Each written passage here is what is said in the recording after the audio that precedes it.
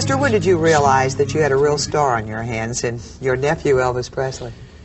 Well, before Elvis cut his first record, you see, we was all working at what you call a Precision 2 company. It was government contracts. Well, due at the time, Elvis was underage, but we got him on by knowing the right person. So when they found out he was under 21, so they laid him off, you know. And so during the time, I was telling him all the time, I'd say, you know, I'd been listening to his singing around, you know, for a year or two. It was kind of odd, you know. He'd start off with blues like, you know. I said, man, that ain't gonna get it, you know.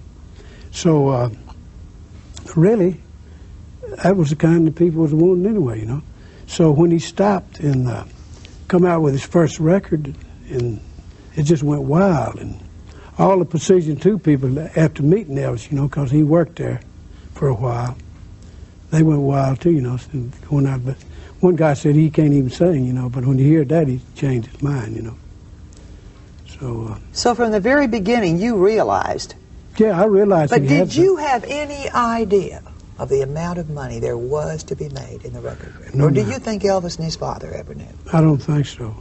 No, I know he used to tell me, he said, Uncle Buster, you should know how many these records pay off just from people calling in and plugging my record. Thousands and thousands of dollars. See, I didn't know they'd done that, you know, back then. That you got paid because somebody called in and plugged your record. Yeah. But he said it's just thousands of dollars coming in where they'd call in and plug his record. So I didn't know a thing about it. Did Elvis ever sit down with you, just as uncle and nephew, yeah, and just visit a lot? Yeah, we used to do that a lot years back, you know. Of course, as I said, in the later years, I'd say 4 or 5 years before he died, it got a little farther apart, you know. Because he'd come in and he'd be tired, and we didn't bother him. So I guess that's the reason maybe that he was dead and we didn't know it, because we wasn't about to go up there and bother him, because he'd go to sleep in the mornings and he'd wake up in the evenings. So he'd have his time set for us to wake him, or them, the maids, to wake him up when to get up, you know. So therefore that's the reason he was dead as long as he was. I had often heard that Elvis had closed-circuit television up in his room, and that he watched the fans down at the gate. Yes, that was one of his favorite pastimes. Did he do that? That's true. Yes, he did. That was. Did he ever call down and ask who somebody was, and you find out names for him? And one time he did. He called down and said, Uncle Bess said, who's that girl in a red dress on down? I said, tell her she can come up, you know. Oh, really? Yeah. Who was it? Do you remember? Seemed me like it's a girl from Nashville, somewhere up there. I bet she couldn't believe it. No, but she went up that hill. I don't know, when I told her about it, she got awful shaky, you know, and she said, I guess so. She asked, could you carry another girl with her? I said, no, you used to ask for one, you know. So she did go up there, and so I know she's in and out 2 or 3 days. All right, Buster, who gave you the permission for people to pass in and out of that gate? Could you only take orders from Elvis? No. I'd take my orders from Vernon at that time, you know, because Elvis would give him the orders.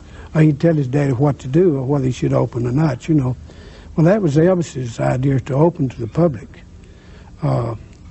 It's kind of hard to realize it, you know. Anybody just opened to the front door to, 500 or 600 to 3,000 a day back in those days, you know, or maybe more.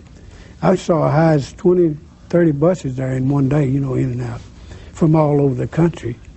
Plus you people that come. These people really didn't expect to see him either, did they? No, not really.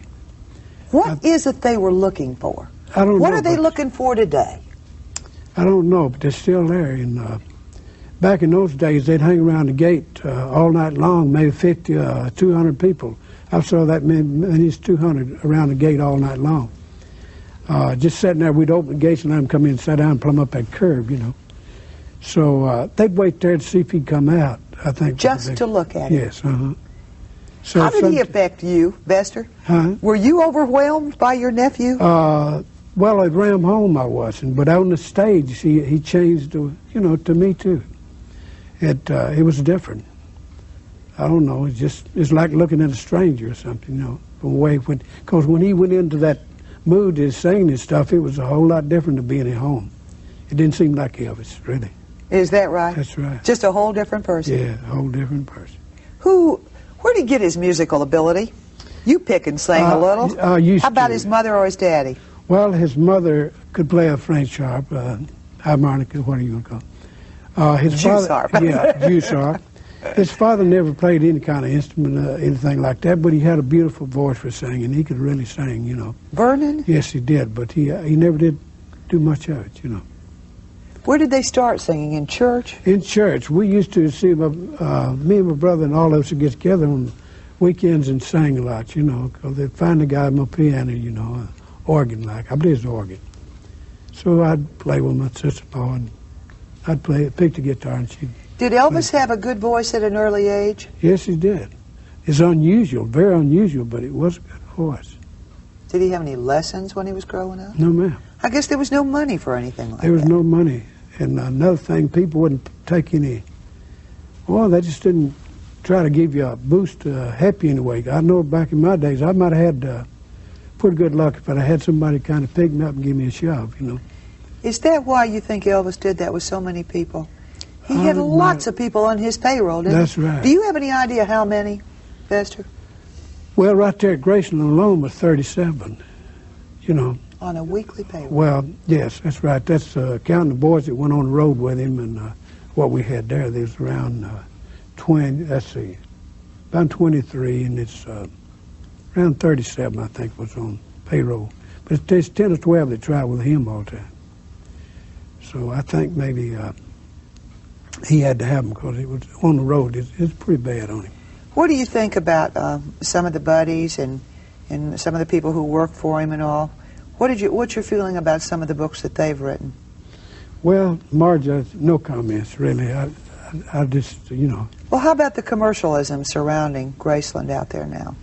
Well, during, just like the day my brother died, you know, I had to go out there and get a little rough with some of them, you know, speak pretty rough to them, but I don't like to do that, but he's kind of felt... well, sometimes you have to, I guess. It made me feel very bad, you know. They knew he was dead because the news people were around there and your cameras, and they're still hollering to get buy you souvenirs at my shop and hand them out there and walking between me and guys. So I got a little irritated and run out there and told them if they did stop, I'd have them locked up.